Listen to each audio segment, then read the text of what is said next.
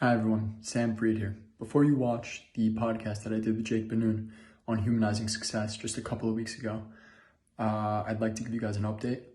It's pretty incredible to me that just a couple of weeks ago when I sat down with Jake, reminiscing on our army times, that I would be not in New York anymore. Unfortunately, following the October 7th barbaric and horrific attacks by Hamas on Israeli civilians, I have since left New York. I rejoined my team in the Israeli Paratroopers, and we are currently preparing a ground invasion. Our main goal is getting rid of any semblance of inhumanity in the world and replacing it with humanity and love. We want peace for everybody. Jews, Muslims, Israelis, Palestinians, we don't care. This is not about Israelis, this is not about Palestinians. This is about humanity. This is about love. This is about life. We will do everything that we can to protect everyone. And we just ask for your prayers in this really difficult time. Sending love, peace, and Godspeed to all. I look back at my service and there was something that I knew I wanted for myself, and that was my 100%. And I don't mean like I gave it my all.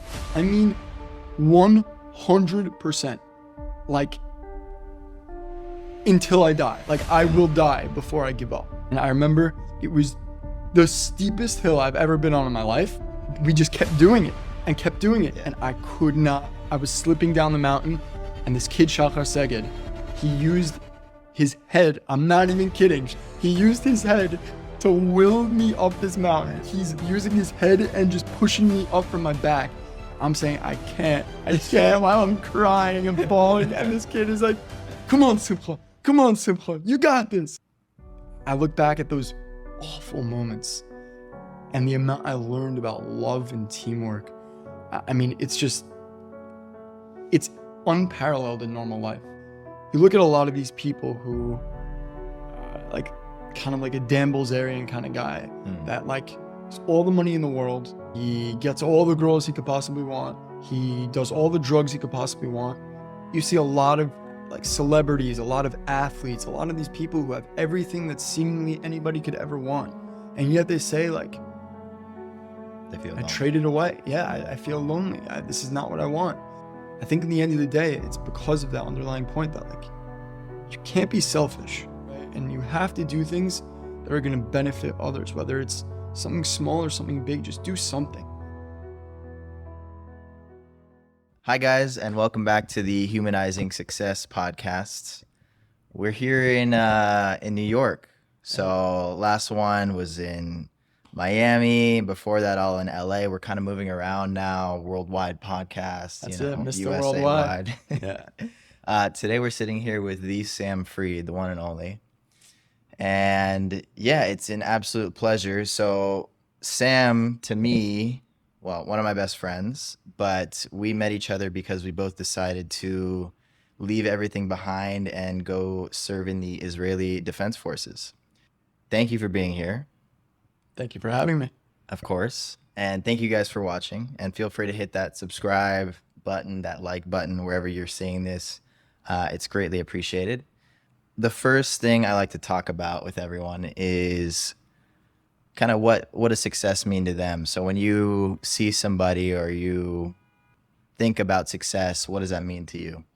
So yeah, no, that's a great question. First of all, by the way, you guys should know, just for context, Jake is the first friend I made. I know Jake just said that we left everything to join the IDF and it's something that we both wanted to do, but the first person I met and spoke to in the Army office when we were like getting drafted the first day was Jake. True. He was sitting behind me, and I think I asked him for the time, and yeah, and that was that. And so we're here today, which is crazy. But to your question, look, obviously success I think has there's so many different ways you could go with that question, but most importantly, I feel like when you think about what you feel is a certain level of success, like it's always going to change, right? What I thought was successful when I was, in high school, it's a completely different thing than I thought when I was in college, and it's a completely different thing that I thought about in the Army, and it's a completely different thing that I think about now, right? And so for me, just knowing that I'm giving every single thing that I could possibly give and all of myself to the thing that I'm trying to accomplish, whether I actually accomplish it or not, to me, that's success. And an example I'll give is like in the Army, and I'm sure you can attest to this, you're a lot of the times like you're really just like not, there's no real way to measure success, right? Like you're with this whole group. Some of the kids might suck, like it might be like messing around or whatever, and like you might have to wake up at 3 a.m. and do like runs from the, I don't know, get into bed and go run into the back of the pluga and then run back and then get back into bed and then get back undressed, and like that stuff happens, right? But like you still giving your all and still giving everything you possibly can to give what you could to the pluga, and knowing that you did everything that you possibly could, that's success, right? And that part of your life, that's success to me, right? Like I know that I gave every possible thing that I could give to the Army, and I feel like that's enough. So for me, that's successful. So in any situation, you're saying leaving nothing on the table, essentially. Yeah. And just for reference, pluga is like platoon or something. Company. Okay, Yeah. There we go. Yeah. Yeah, I liked what you said about that it changing. You know, maybe what the picture of it changes as you get older or as you progress through your life. But I like the way you no one's described it like that yet. So it's very, one of my favorite things is hearing like the different ways and different things people think and about success and what kind of role it plays in their life. So Yeah. and I value your opinions and things a lot. Just you're a very thoughtful person for one, but you have a different way of thinking that I enjoy hearing, I think. So I appreciate that's one of the reasons we're here today for sure. Yeah, absolutely. So what I wanted to start off talking to you about or asking you essentially, is about kind of your upbringing and why you are the way you are today. What do you think from your past, if you could point out a couple key factors that went into creating the person you are today and the drive or whatever you think of yourself as today? Yeah, wow, that's a loaded question. Yeah. I mean, look, first thing that I could possibly think of off the top of my head is the traditional answer, I guess, would be your family and your upbringing there. For But sure. I want to actually veer from that. I don't know if you guys are seeing, but I wear a kippah, and I'm a religious Jew, and I'm observant. So I keep Shabbat, I keep kosher. But I would say that that's like one of the most fundamental things, and that's definitely made me who I am, but in a very interesting way. And the way that I want to describe it, that I try and explain to everybody, is like a lot of people might say that like Judaism is a very restrictive religion, right? You can't go out on Friday nights because of the Sabbath, or you can't eat certain foods that like most people can eat. But I actually see that as liberating, right? The fact that you can be disciplined enough to have the option when all your friends on a Saturday night are going out to Joe's Pizza. It's a classic place in Manhattan to eat pizza on a late night. And like, you just don't get a slice because you keep kosher and you know you can't have it. Like that's real discipline, because you know you want it, and I'm sure it tastes delicious, but like I'm able to stop myself and say, okay, I'm not going to do this. I'm going to forgo this desire to do something that I believe intrinsically is important to me. Where you're led by your values in that case. Exactly. Yeah. So like, yeah, I'm really driven by, I mean, the religious aspect of it, but the discipline of it, right? And I think that definitely translated into the Army and kind of made me who I am. 100% that made me who I was in the Army, and like how disciplined I tried to be all the time. But I would say religion is probably the biggest factor there. Because look, I mean, in the Jewish religion, there's 613 commandments. Right. It's a lot of commandments. And obviously I'm no saint, definitely not. And Jay can attest to that. However, I'm trying my best, and like I think that not being a slave to your desire, not that everybody is, but like being able to kind of take yourself out of what regular life is and say like, okay, like I have these limitations for myself that nobody's forcing me to do that. Right? I choose to do it on my own accord. And so that definitely builds this certain thing within you, like, A, I have a value system. B, I have discipline now. C, and I've been doing this since I'm a kid. see, I don't know, like there's something bigger, right? So it's like a humility aspect, Yeah. right? I don't think the whole world is about me. I think it's, there's something higher, there's something bigger. And so that's super important to me. But I think in terms of my other surroundings, like my friends and my family, thank God, like I have a really, really supportive family who, look, everybody's family is crazy and everybody's family is In their own messed up in special their own way. right. Yeah. Exactly. But, I think I'm the only boy in my, my parents, I have two sisters. I'm the only boy and I'm a middle child. So I think there's like a certain level of independence that I have because of that. Because I was kind of like, let me off and I open the car door and said, you're free, go, and Yeah. run around and go wild. And I kind of, that it's a good thing and a bad thing, but you kind of figure things out on your own. And of course, going to a different country and learning how to be in the army and that whole misgeret, like that 100%. whole like situation is like, it's completely different, right? And of course, being in the army itself, the amount of things that you learn just about people and For sure. it's crazy, right? Like we could talk about that for hours. Yes. I honestly, I think we'll have to do another podcast in the future. I think there's maybe some things you'll want to show to the world or tell them about in the future, maybe some future business adventures. But Absolutely. I wanted to touch on you saying that you grew up in a religious household and that shaped you in a way. I feel like a lot of people who may grow up in religious households struggle at times with, I was brought into this and I brought myself into this. Meaning, did you ever struggle with the fact that, like, do I actually want this for myself, even though my family brought this to me? Like, did you have that, wait, hold on a sec. Like when you, I don't know, maybe you hit that maturity point where you're like, looked outside of yourself and you're like, is this something that I want to incorporate in my life? And did you have that moment? And how did you feel about that? No, absolutely. I think it's like supernatural just at any point. I think every teenager kind of goes through a stage where they're like, screw whatever authority wants me to do. I'm not going to do it. I'm going to do the opposite, right? And everybody has that renegade phase, I guess you could say.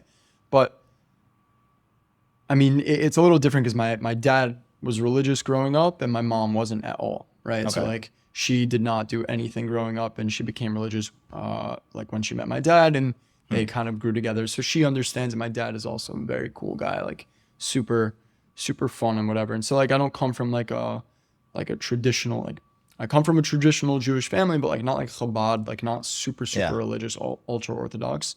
It's more like me. I keep Shabbat and keep kosher, but like I'm a normal person who goes out. I will say though that I have a lot of friends who their families were very impressive on like what they have to do and what they expect them to do.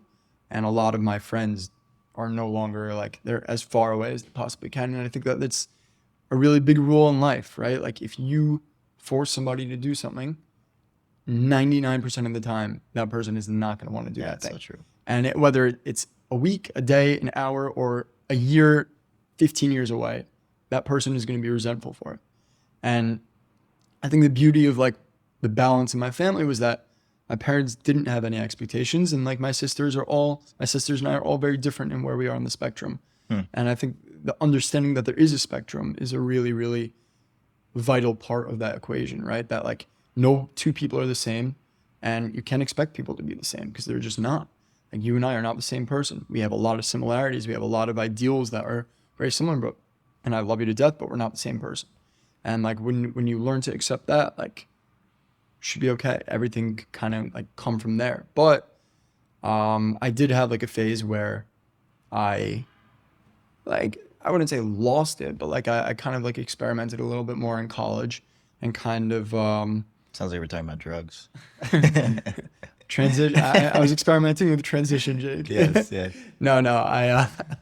I like, I tried eating non-kosher for a little bit and whatever. And like, I did my like time of kind of veering off, as they say, the derech, like the path. Yeah. But I found it very vain, and I found it like to be not me, right? And because of the way that I value and the way that I view these concepts in Judaism and the amount of like discipline and how fundamental it is to who I am as a person, it felt like almost counterintuitive to me, to like almost hypocritical. Like, how can I be so disciplined? How could I do all these things? And then like the very things that were the establishing factor for me to become disciplined, I'm turning my back on. And I'm not even going to get into a question of God. I'm just kind of like going outside of that prism to make it more individual. But I think there was a time where like I was like, okay, where am I going to go? How am I going to go? And I could have gone anyway, but I would say I've been consistently like the same level now for a while. And there were people that kind of guided me that way. Like there were rabbis who like I spoke to, or friends who were going through similar things, that I think when you like go through the same upbringing and you're literally facing the same challenges, you know, you really kind of understand things together, and you kind of come to like this consensus, like, yeah, maybe right now it's kind of like, it's not so great when everybody's going out for a party for college football or whatever it is, and like you have to be home or whatever. That's tough. You know, and I missed out on a lot of great opportunities, but like I wouldn't trade who I am as a person for anything. So you have a tendency to eat rocks. What do I mean by that? This guy, so we served in the same place, actually, like almost like in the same unit, same everything, company, pretty much. So I had the pleasure of seeing him in action, and something he did that amazed me, other than the eating rocks, we'll get to that, but leading up to that, he would take a situation where there's something called shorot, where it's like blackness essentially, or things that you don't want to do in the army specifically. But so these things, he would take them in that situation and almost, it seemed like, just decide to be in a different mindset, in a positive, in a uplifting. And so he would bring that to all the other guys. And so that I found that amazing. So what I want to ask, and a lot of times he would do that by giving speeches or pep talks, and he, at the end of it, he'd eat rocks and then spit them out, just as like a hoorah type of thing, which was great. Everyone looked forward to it. But so what I want to ask is, what do you think allows you, and what are you thinking in those moments to flip the shitty situation into something positive or something uplifting? Yeah.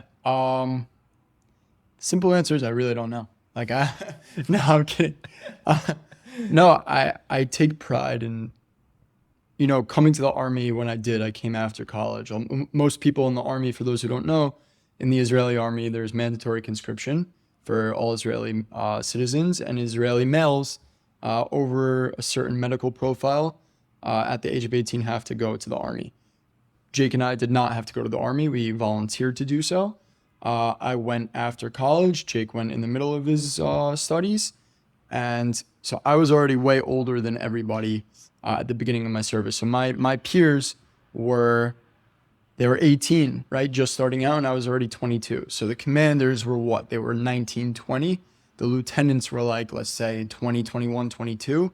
And like our captain was like a year and a half older than me. And the guy's already been in the army at the time for like 6 years. It's crazy. So yeah. So like, I think going in, the expectation of me was already to be a certain level higher than everybody else, just because de facto I was older. I did have a college degree. I was somebody who on paper should be more mature, I guess. And you know, I'm not, but like we can pretend I was, right?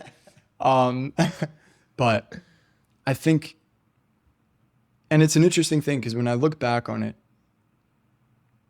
I knew, like, I came into it saying, I know that people are going to be looking to me for whatever reason. Like, I want to put myself in a position where I'm not asking for leadership, but like, I want to lead by example. I want to be the guy that if somebody is not doing well or is upset, I want him to come to me. I want him to know that I'm here for him, and we'll get through it together. And like, I guess when you lead by example in that way enough times, you eventually become that person, right? And so then the expectation is not even just like from others, it's on yourself. You're saying, okay, what can I do in this situation I know is about to be super, super shitty. And like the sholot that Jake was talking about, it's literally, the translation of the word is like darkness, right? And it's like people truly losing it because they're so, I don't want to say depressed, but like, Well, give an example of one of the things you remember, maybe.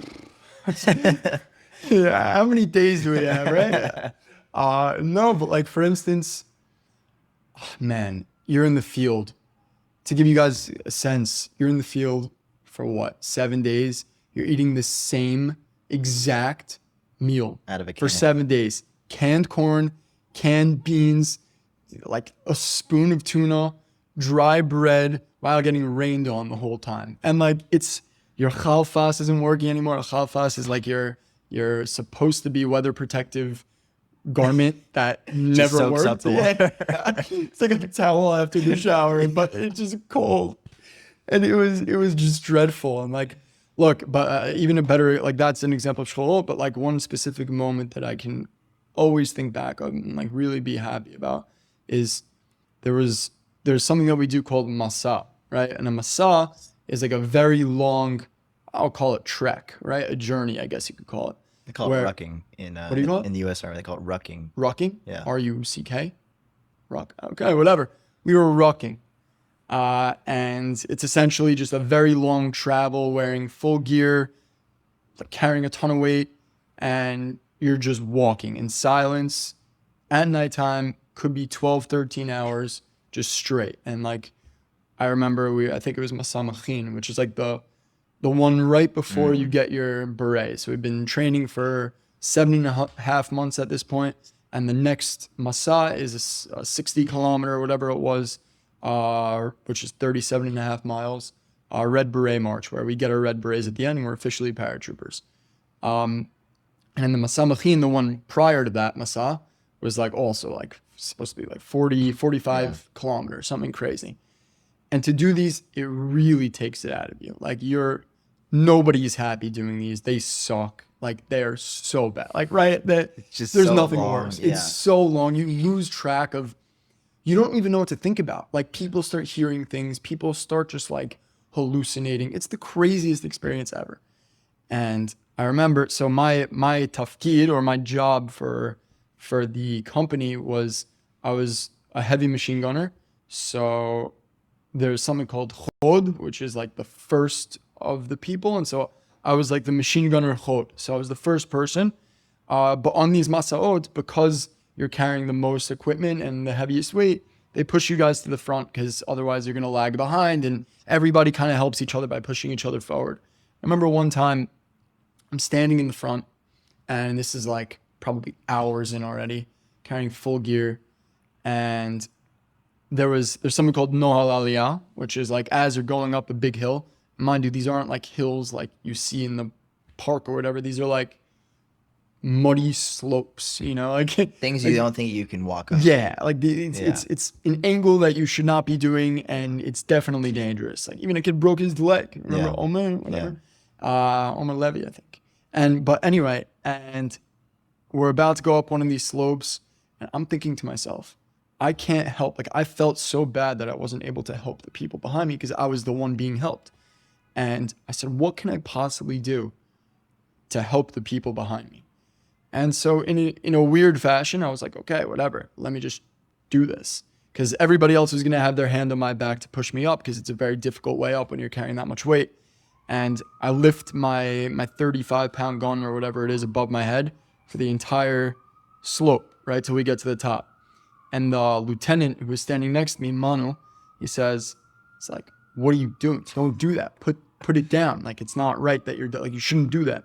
And I was like, no, like I really, like I want to show people that, like the people behind me that I can't even see, that if I can do this, even with the MOG, the heaviest gun that there is with the heaviest amount of equipment, then definitely the people who are carrying regular M4s are going to be able to do it themselves, even if it's difficult. And so even though the lieutenant told me not to do it, I remember at a break, so every 6 kilometers you had a break. I remember Eden, one of the commanders, came up to me and he was like my Hebrew name is Simcha, and in the army I went by Simcha. And he said, Simcha, he was like, I was just watching you the whole time, like in the Noel Aliyah, and I couldn't believe that you were doing that. And like, if like, I felt bad for myself. I was like, I'm thinking here complaining like, shit, this sucks. Like, I don't want to help these kids. I can't help these kids. I'm too weak myself right now.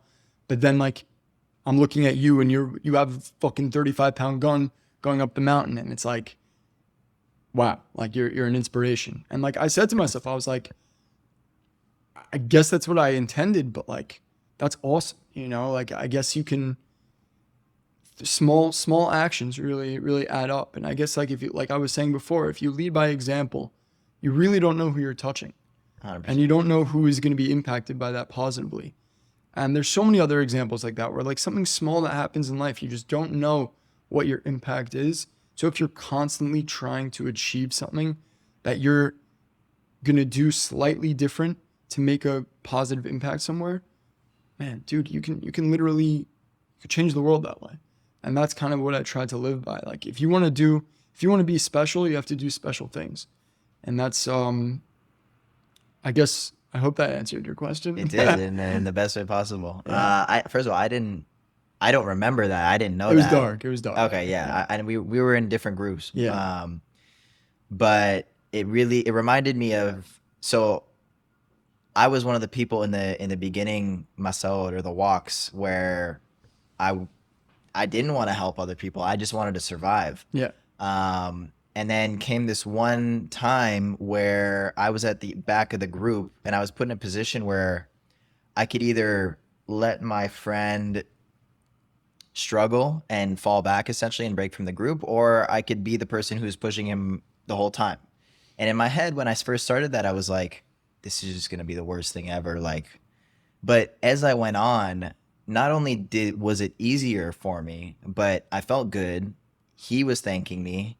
So it's like one of those things you hear all the time, like help others to help yourself, but it really is like compounds. 100%. Yeah. So no, it's crazy. And like one of the biggest beauties of the Army is that you see that so often, right? Like I wish you guys could understand how poor the conditions were, but the amount that people would help each other. And trust me, there was a lot of people who didn't help each other. Like, for sure. There were definitely those selfish people, but like, I mean, maybe the most difficult day of my life, probably, almost certainly in the Army, was, I don't know if you remember, the first night that it rained and we did like Masa Samal.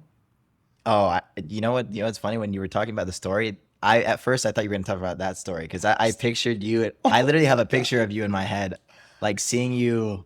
I was crying. I could not, I was fully crying. I mean, I genuinely could not. Didn't you pass out on that one? Dude, I passed out. They told me if I don't keep going, they're going to take my gun.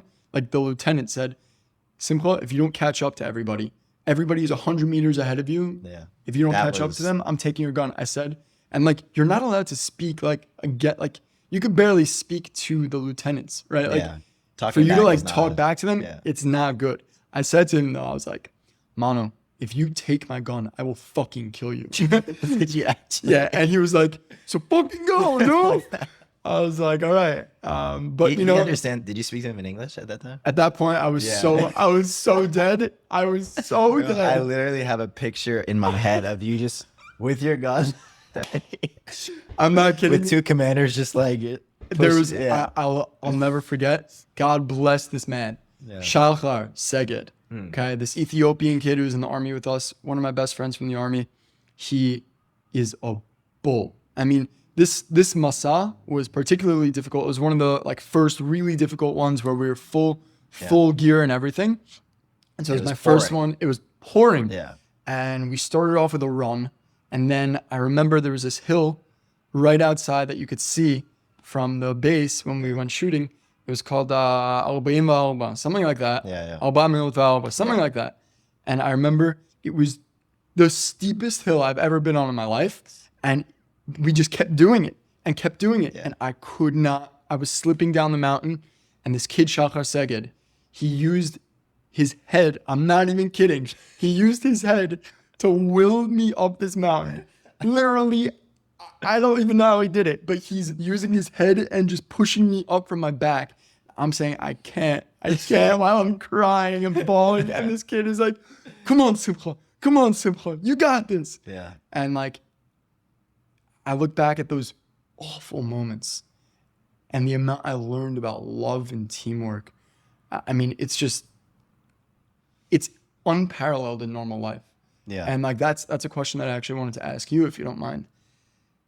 How do you replicate those moments in your regular life? Do you like try to achieve like that kind of, like, I had this thing where like, I almost want it to be difficult because I want to feel that kind of visceral feeling of like, it doesn't feel the same when you succeed if it's not difficult. just absolutely horrible. Yeah. So how do you cope with that? Maybe I'm completely off and maybe you're happy that it's not that difficult anymore, but how do you navigate through that path, I guess? For me, after the Army and after training, I had a long while where I was like, I don't ever want anything that hard again. Like, I don't want to ever be cold. I promised myself, I was like, after the week before, or what was it? 2 weeks before Masa. Yeah, That was the Shavua worst. Machlaka. Yeah. Machlaka Patuach. Yeah. That was the worst. So it week. was a week of the field. He was talking about where it just rained the entire week. It finished hailing, It was terrible. blizzard, like just. That night, that Nisiga was. Oh my gosh. So it literally at night you couldn't sleep or else you would freeze. So you had to just keep walking around. They told us like, sorry, like we're just gonna do like a random 33 kilometers or whatever it was because they said like you're gonna freeze to death. Right. Mind you, this is right after everybody came back from COVID. We came back from Kfar Nofesh. And the craziest thing was that like your boots are double in weight because of the mud that was attached to them. 100%. You were so cold you couldn't lift your arms. Yeah. And it was just, that was miserable. that- That goes down. Even Jerby said, Oh, was our captain, and he said that was the hardest night of your service. 100%. I look back on those couple nights and like I was like I did not want to do that again. That was so shitty. So for a while after, I just was like, I'm never gonna do anything like that again. I did my job, like I did my thing, learned from it, took from it whatever I need to. Never gonna do it again. But more recently, I feel like in the past half a year or so, I've been desiring things like that, and physically, mentally, whatever it would be. Probably about January of this past year or February when I got back to the States, I just felt like useless almost if I wasn't doing something challenging or difficult. And so as a human, I kind of understood that if you're stagnant, you're just rotting almost. And so specifically for myself, when you start to go through more difficult things and then all of a sudden you do nothing, it's like now what? Like, what do you do? What's the word when Avoid? when drug addicts they Withdrawal. stop. Yeah, it's like almost withdrawals. Like it hurts. So I don't know. I feel like it's just been finding the next challenging thing, whatever that is. It doesn't need to be 7 nights in the freezing cold, whatever. It can be, and to be honest, I've been wanting to do like a retreat or something where like I'm there. you almost do like an army type, like people just shit on you for a week. I'm there. Which is crazy to say, and it's crazy to think that like when we first started the Army, I remember us all talking about like, I just hope it fucking sucks. Like I just want to eat shit, and like because people crave what makes you. And I'm sorry for cutting you off, but like, what builds you as a person, right? Sitting on a freaking couch. Being a normal person is not going to make you special. It's not going to make you different. What builds you? What builds character? Dude, it's getting destroyed.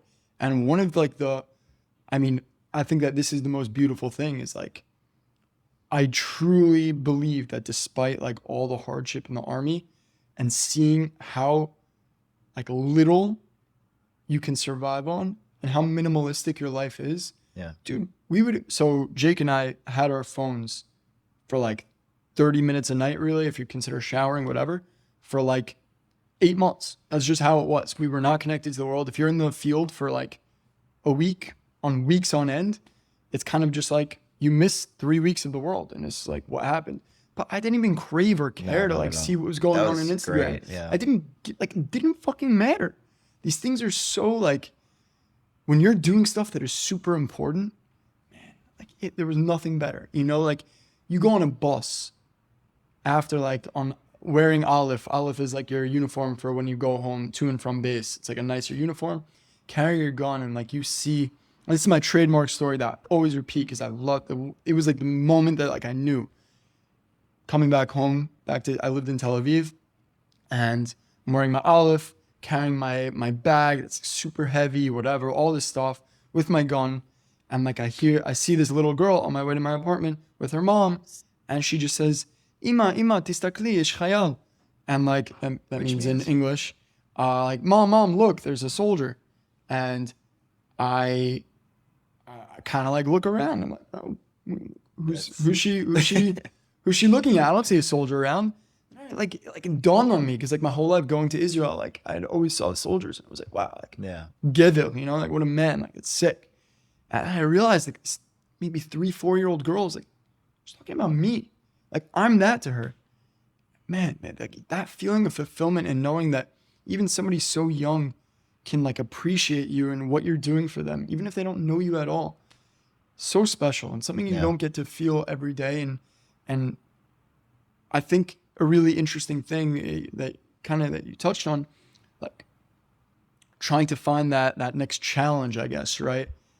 I'm a firm believer that your next challenge is not going to be less than the previous challenge that you had, right?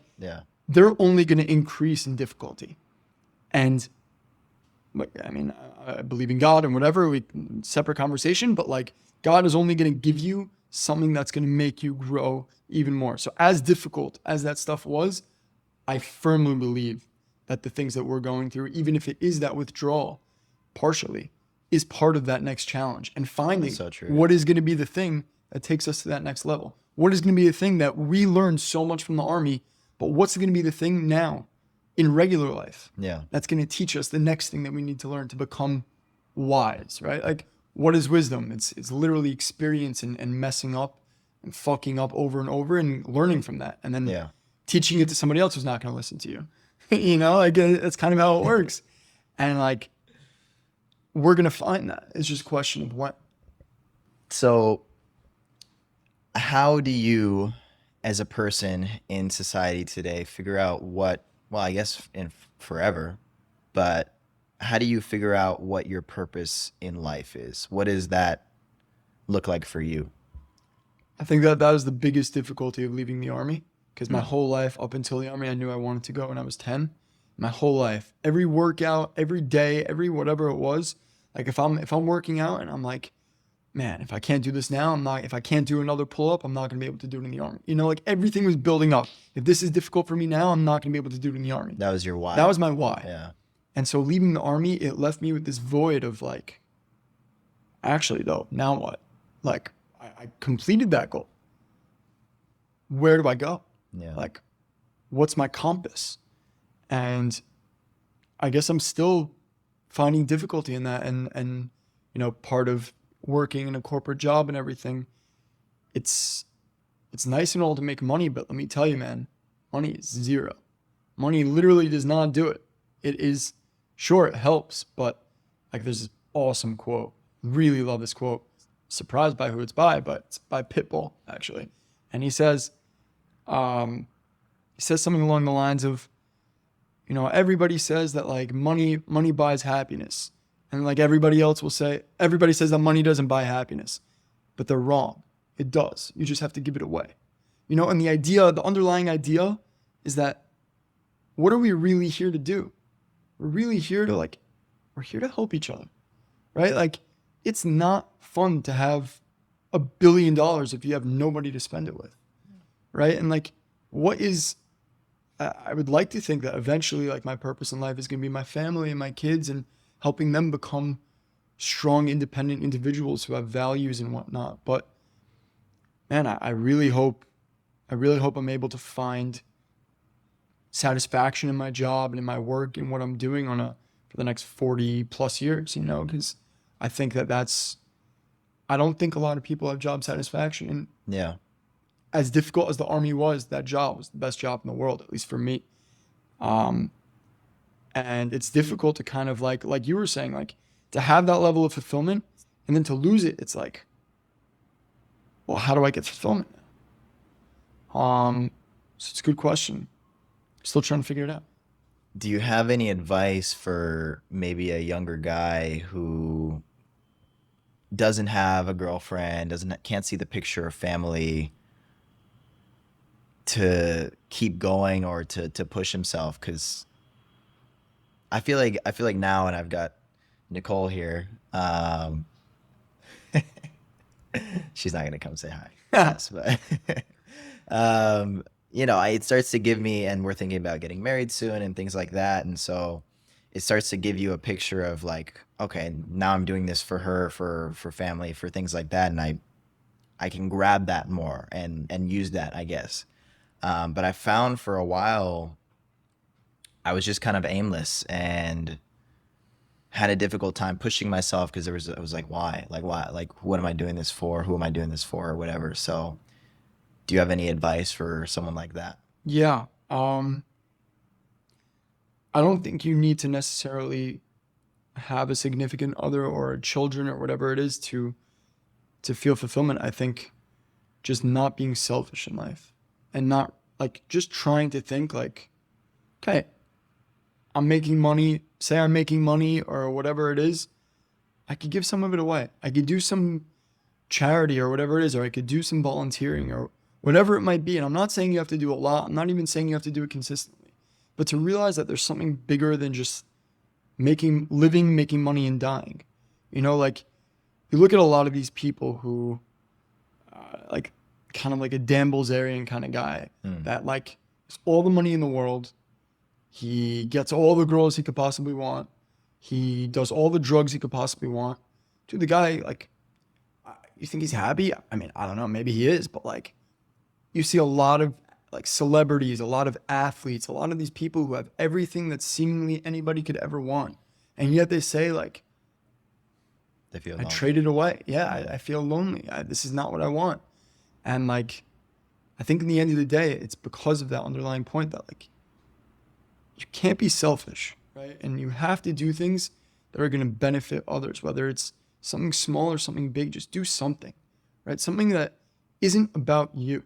Yeah. And I think if you could do that, you're one step closer to finding fulfillment in life, because it can't just be about you. Otherwise, you're going to go into this ball of oblivion and this pit of depression because you're now 40 and you haven't done anything worth noting other than make money.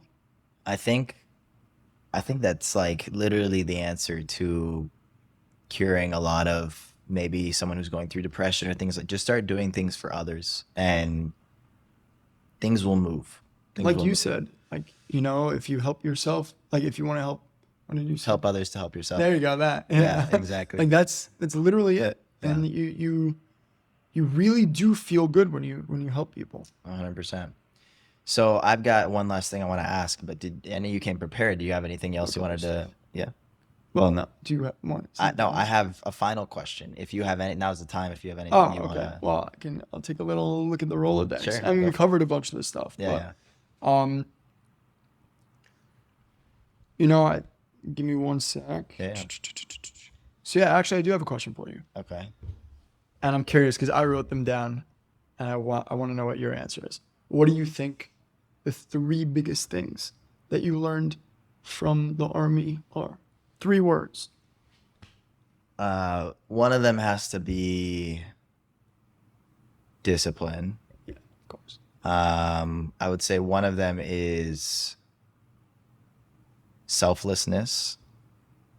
And then the third being appreciation. Explain Not only appreciation. for, so it takes 2 sides. I think the feeling of being appreciated for doing something genuinely not for yourself. And you were talking about walking around in Aleph, or the uniform you walk out of base with, and walking around the street and getting free food and people telling you like, just thank you, or like being noticed for that, and for something, that you're doing for other people and you didn't have to do, is amazing. And then the other side of it is you being appreciative of the things around you, because when you're starved of food, you're starved of social interaction with your loved ones, sleep, all the little things. When you're starved of them, it really puts into perspective how blessed and how well you have things outside of The amount you wanted a hot shower is Literally. unbelievable. You go 7 days without showering and you're all you want. I mean, it's unbelievable. Do you remember the shower after the week in the field when it rained? Dude, I will never forget that shower. Forever. And I will tell you, the best thing I ever ate my whole 26 years of life, nothing will ever come close to this. During, I want to say it was Masamachin. I don't remember which Masa. Maybe it was even in Nisi. I don't remember. There was some time where somebody cracked open, whatever it was raining. Somebody cracked open one of those canned pineapple things and like was distributing to people. And I was so parched and so hungry. Your hands are disgustingly bloody and dirty and you feel like garbage. And this person was like, I felt like, I was like, can you please just give me some pineapple? And so they pour this a little bit of pineapple and juice into my disgusting, dirty Sounds hands. ridiculous, but Dude, it's just, I ate that pineapple up and I promise yeah. nothing in my life has ever tasted as good as that pineapple in that moment. It was cold. It was nice. It was juicy. And I'm salivating right now thinking about it. Not even kidding. But it's like, to your point, the amount of appreciation you have for the little things. It is absolutely crazy. I mean, I haven't touched beans since the army. Because I can't. I can't. I just can't. But I mean, I didn't sleep with a pillow for my entire service. Yeah. You know, were they even on the bunks? No. Well, a pillow, you had a gun, you know? That's actually, I don't think I did either. Yeah, no, I don't think you did either. It's just a beautiful thing to be able to live in a minimalistic life, to kind of realize the important things. Because you come out with this you go in with this expectation of what is important in life and what has been important to you in life up to that point. But you come out and you're like, wow, life is just not what I thought it was. Yeah. Right? And I think a big challenge coming out of that is having to recalibrate into a normal person living a normal life, where you do have these pleasures and you do have, the ability to At your fingertips. wear a suit or have my phone or drink normal water that doesn't have bird pee in it. I don't know. You know what I mean? We were drinking disgusting, dirty water for so long. To be able to drink Poland Spring, there was a time I would have killed somebody for a Poland Spring. I can't even believe I'm saying that. It doesn't sound real, but that was our life. Yeah. And that actually leads me to my next question. I look back at my service and there was something that I knew I wanted for myself. And that was seeing something. And that thing was my 100%. And I don't mean I gave it my all. I mean 100%. Until I die. I will die before I give up. Yeah. And I feel if I could look at one time where I feel like I did do that, it was in Yechatiot, which is the Special Forces tryout, which you broke a finger, I think. Yeah. Yeah. So Yechatiot it's essentially 3 days of torture. Essentially, yeah. It's a form of torture. Controlled torture. It's got to be. Yeah. Kids are passing out.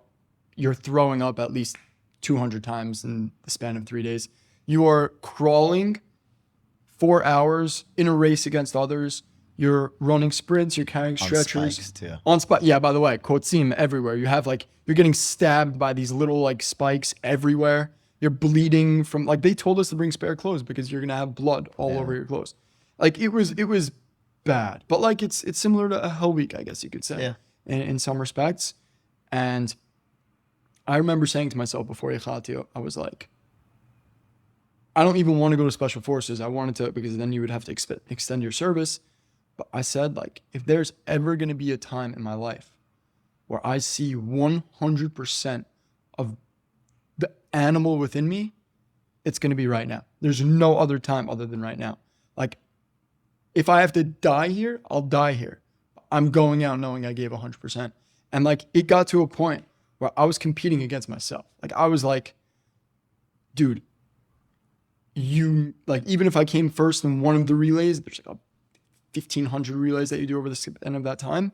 I was like, you didn't do it fast enough. Or like, I was trying to throw up. I was like, what's wrong with you? Why this kid threw up? Why aren't you throwing up? You didn't go hard enough. Not kidding. It was that, like, I was so, bro, after each act, I was smiling. I was like, give us more. And I was yelling at them. Like, it was me, Ruven, and Moises. And I was like yelling at the people at the Migabshim, the people who are like running this. They're drinking coffee, eating gummies, whatever, and making a shakshuka, and you're getting your ass kicked. But like, I was yelling at them. I was like, that was too easy. Do it again. They were like, some David Goggins. Guys, exactly, dude. Like, who's gonna carry the boats and the logs? Dude, it's fucking me. Yeah. Who's gonna do it if not me?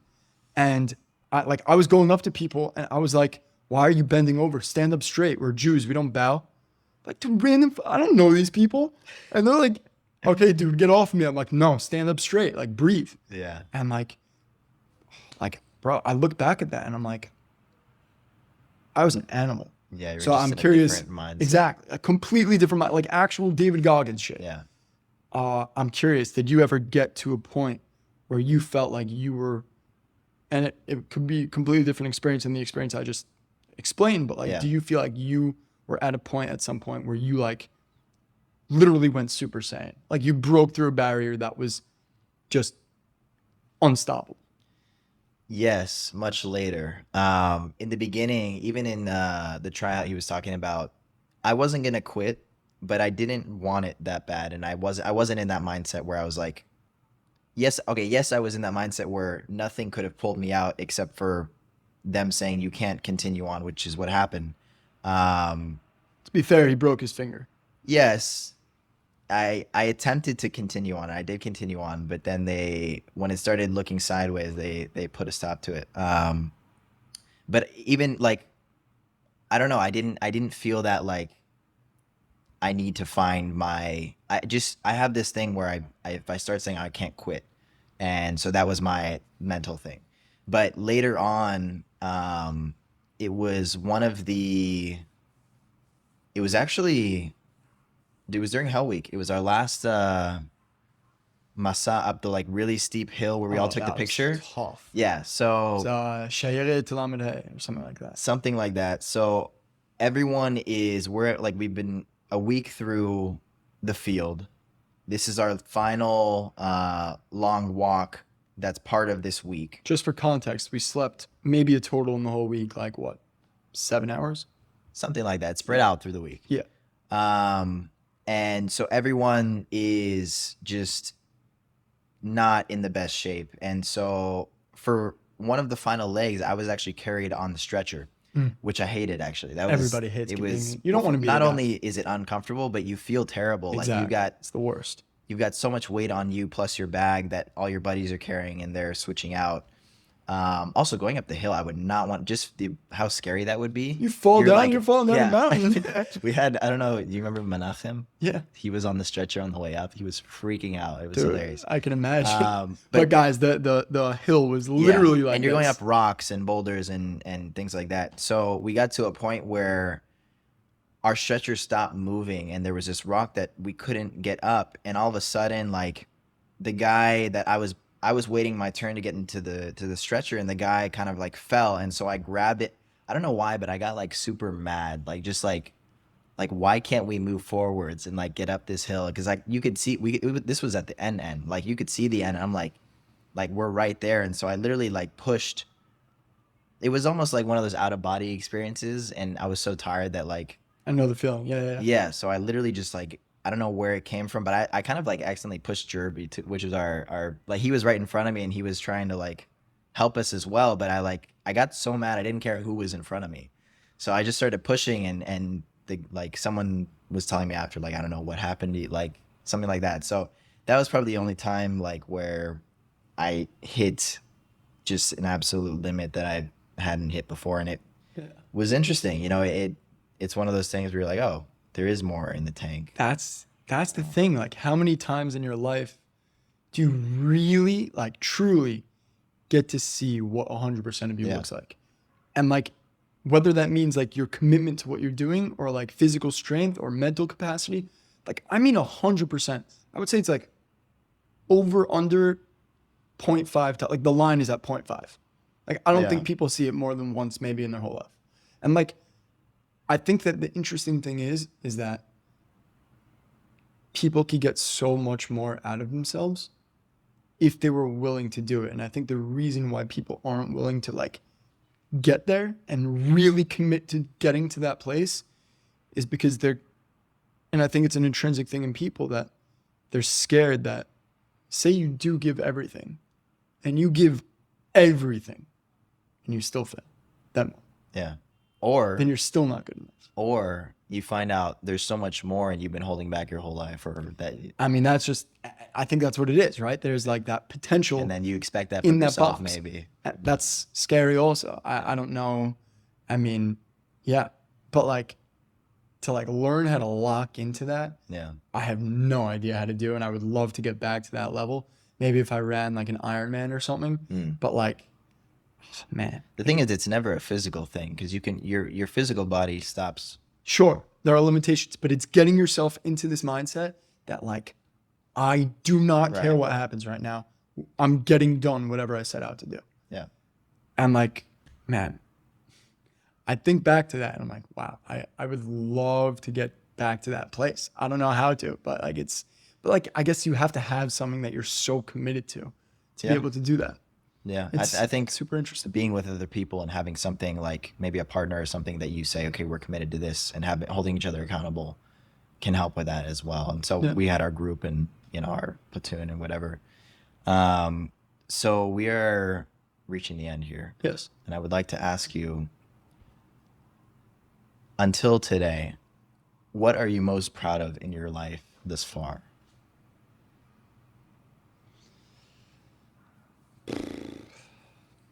Yeah. It's a good question. Man,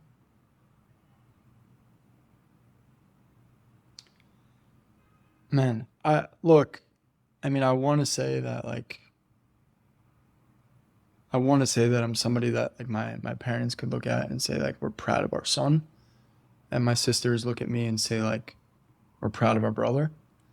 And I want to say also like, same thing with like going to the army after having wanted to do it since I was 10 years old, to serve and to give 2 years of my life to something.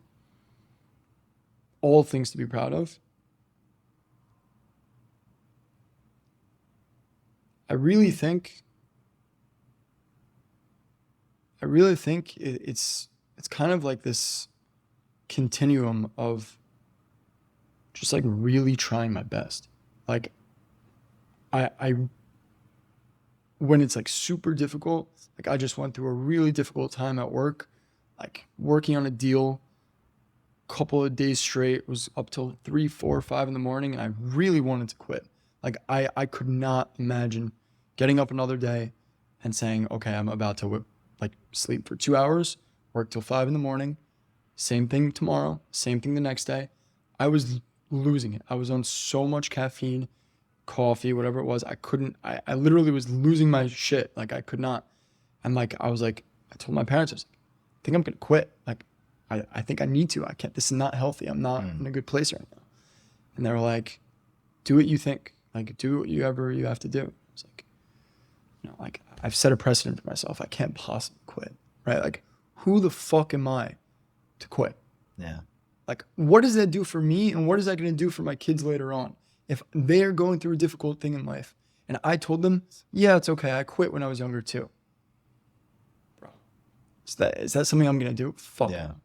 I went through such more difficult things. We went through such more difficult things than like petty stuff like this. And so I guess the thing that I'm most proud of is just like really sticking to my values and really sticking to what I actually believe, not being swayed by the moment, not being swayed by people, but doing what I think is right and just staying consistent. I like And that.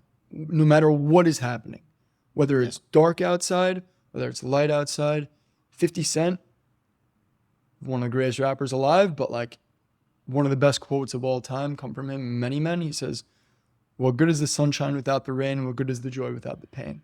Right? And in life, there's going to be a lot of bad times, and it's going to make you appreciate the good times. But who you are and what your like integrity is comes from who you are in those bad times. 100%. So I think I'm most proud of my consistency and my ability to remain, I guess, in that same level of consistency when things do like hit the fan and shit is really not good, while also trying to, you know, uplift other people and make life better. That's what I'm proud of. How about you? So I've answered this question before, but essentially what I'm proud of is the person that I've been able to become today and continue to strive towards every day. It's similar to what you said in that, I guess, not accepting any less than the day before for myself today, if that makes sense. I have to rewatch that and make sure that adds up. But You can re-say it now. And I think I Get got it right across in what there. I needed to. Yeah. But yeah, the person that I strive to be every day, and I guess the standards that I have set for myself, and the challenging myself and mentally, physically, my beliefs and why do I believe them, and being willing to sit there with my thoughts. Yeah. nice. I like that a lot. I have one question for you actually before we Yeah. end. What did you think when you jumped out of an airplane for the first time? How the hell did I get up here? When I remember that first jump, dude, first of all, anybody who ends up jumping solo, man, don't do it. It sucks. Your balls are an omelet. The amount of you get wedgie like crazy. But on top of that, your body just is a noodle, right? Yeah. Do you remember that first moment? They're like, you're training. They tell you keep your legs as tight together as possible. Everything. Your body like solid. Dude, you're flying around like a piece of paper in the wind. Literally. Crazy. The force of the wind around you when you jump out of the airplane was just like, Unbelievable. But like one of those moments where like, I remember looking over and I was like, still pretty badass. You know? once You the could parachute feel it. opened. Yeah. There's that moment where you're like, am I going to nair right now? Yeah. That would suck. But yeah, no. So I guess what do we do at the end of this? Do we do like, I need me, miss you, God. I found miss you, We could. God. We should do that. But I have one last final thing that I do, which Yeah. is like a word association, which I Nice. didn't write any down because I forgot. But Cool. I'm just going to go off the top of my head. Go for it.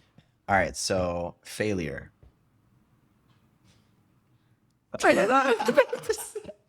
It could be like necessary or something like that. Well, is it actually supposed to be the first thing that comes to my mind? Should Depending on what that answer is. I shouldn't just say No. bleep that out. Yeah. Okay. Use a different word, not failure. You can take a couple seconds to think what it means. No, I want it to be intrinsically the first thing Okay. that comes to my mind. And wait. Yalla tamshikh. Failure was my first one that I was. Yeah, gonna I don't go care. with. Don't do that. that. Well, okay, Self- fine. Say failure. Failure. Tom. No, I'm kidding. Sorry, Tom. Self-discipline. Army. Relationships. Love. Commitment. Connection. Values. Introspection. Religion. Introspection. And Sam Freed. Bitch. All right. So that's it. Thank you guys so much for watching. Thank you guys very It's much. been I hope you enjoyed. another amazing episode, and I can't wait to bring you guys the next one. I apologize for the inconsistent upload schedule. It's very difficult with trying to figure out I'm also trying to figure out different programs and things to edit with right now. So working through that. But thank you guys so much for watching, and like and subscribe and all that good stuff. Find us on TikTok or all those places. Sponsor this guy. Thank you so much for being here. Yeah, pleasure, Rob. Always a pleasure. Amazing. And stay delusional, because success comes when you least expect it. Nice.